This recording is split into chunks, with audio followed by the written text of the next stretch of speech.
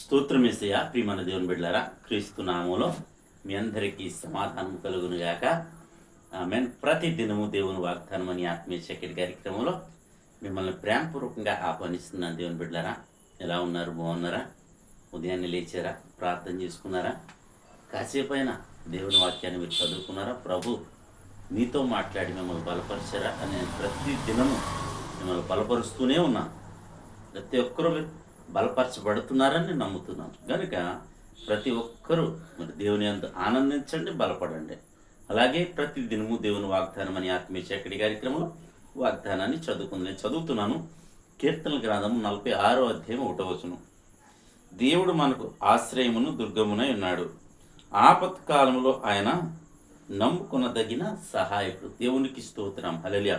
ఇక్కడ చక్కటి వాగ్దానం ద్వారా ప్రభు మాట్లాడుతున్నాడు. ఎప్పుడైతే ప్రభు సన్నిధిలో ప్రతి దినము మనం కనిపెట్టి ప్రార్థన చేస్తామో మనకట ఆ దేవుడు మనకు ఆశ్రయము, మనకు దుర్గము. అలాగే ఆపత్కాలంలో నమ్ముకొనదగిన సహాయకుడు. నీకు ఆపద వచ్చిందనుకో, మరి ఇబ్బందులు వచ్చినాయి అనుకో, ఇరుగు పొరుగు ఎక్కడికైనా వెళ్ళు, మరి నీ ఆపదను మరి తీర్చలేరేమో, కానీ నా ప్రభు సన్నిధిలో వచ్చిన ప్రభు సన్నిధిలో మొర్ర పెడితే చాలు, మరి దేవుడు ఏదో ఒక మార్గాన్ని తెరిచి మరి నీ యొక్క మరి ఆపదను తప్పిస్తాడని నీకు తెలియచేస్తూ, అది అనారోగ్య సమస్య కావచ్చు, ఆర్థిక సమస్య కావచ్చు, మరి ఏ సమస్య అయినా సరే నీకు ఆపదంటూ అని వస్తే మరి ప్రభు సన్నిధిలో మొరపెట్టు, తద్వారా నీకు విడుదల లభిస్తుంది అని తెలియచేస్తూ దేవుడి మాటలు దీవించును గాక. ఆమెను ప్రార్థన చేసుకుందాం.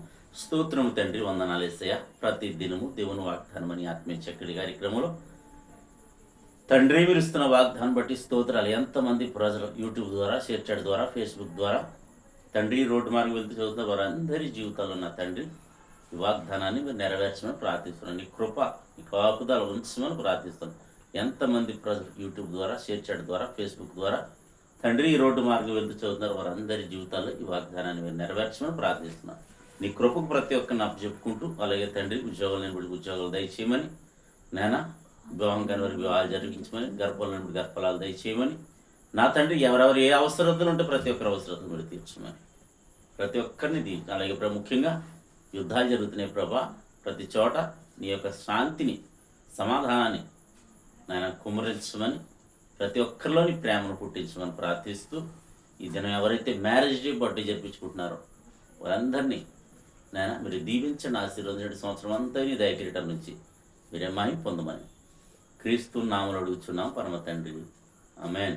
నేను నమ్ముతున్నాను. ప్రియమైన బిడ్డారా, ప్రభు మనందరినీ మరి దర్శించిన విధానమును బట్టి ఆయన స్తుతించండి, ఆయన కనపరచండి. దేవుడు నిన్ను కుటుంబాన్ని దీవించును గాక. ఆమేన్.